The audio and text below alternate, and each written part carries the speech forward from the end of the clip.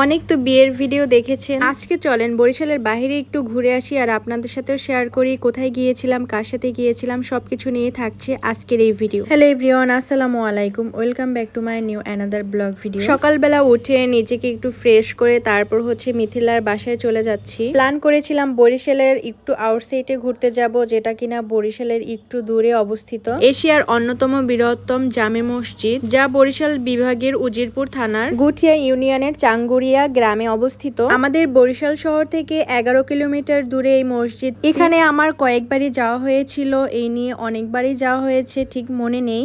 মসজিদটি আমি ক্যামেরা বন্দিতে তেমনটা আনতে পারি নাই, কিন্তু বাস্তবে অনেকটাই সুন্দর, ছবি তোলার জন্য পারফেক্ট একটি প্লেস।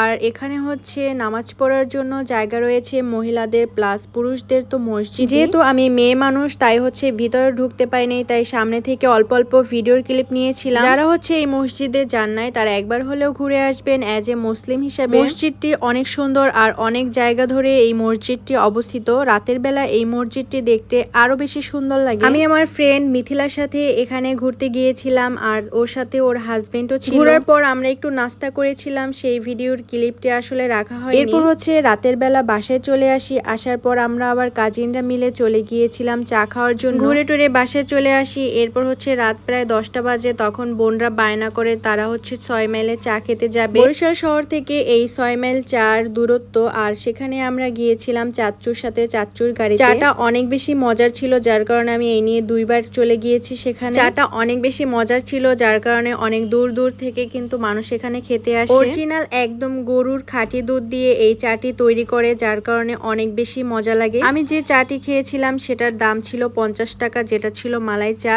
আর নর্মাল চা ছিল 30 টাকা। এরপর আমাদেরকে একটি পান সার্ভ করে, যার দাম ছিল 30 টাকা। তবে আমরা পানটা কেউই খাইনি। তো আমরা প্রায় অনেক কাজিনরা এখানে গিয়েছিলাম চাচ্চুর সাথে, সবাই মিলে একসাথে চা খাচ্ছিলাম। আর এর মাঝে চলে আসে একটি পানটা আমরা ফেরত দিয়ে দেই। এরপর খাওয়াটাও শেষে আমরা আবার চলে আসি বরিশাল প্লেস। এখানে এসে যার যার ইচ্ছা মতো ফাস্ট ফুড অর্ডার করি। আর এই ট্রিটটি দিয়েছিল ঈশা, সে আমাদেরকে ট্রিট দিয়েছিল। পরে তাকে দোকানদার ওয়েটার বানিয়ে দিয়েছে। বিশাল কাহিনী। ওয়েটার ভাবছে তো ড্রেস আপ দেখেও তোর ওয়েটার ভাবছে। ড্রেস আপ দেখে কি বলে হাবিবি কাম তো দুবাই থেকে আসছে। দেখাইতে তো না রে, তারপর যাবো হাত দেখাইতে। দেখেন বোরকা এগুলো কিন্তু সব সোনার হীরা। পরে এওনি লই যাবে বেটা, আমি কই এদি আটা দিয়ে বানাইয়া দুবাই স্পেশাল আমবানি সব।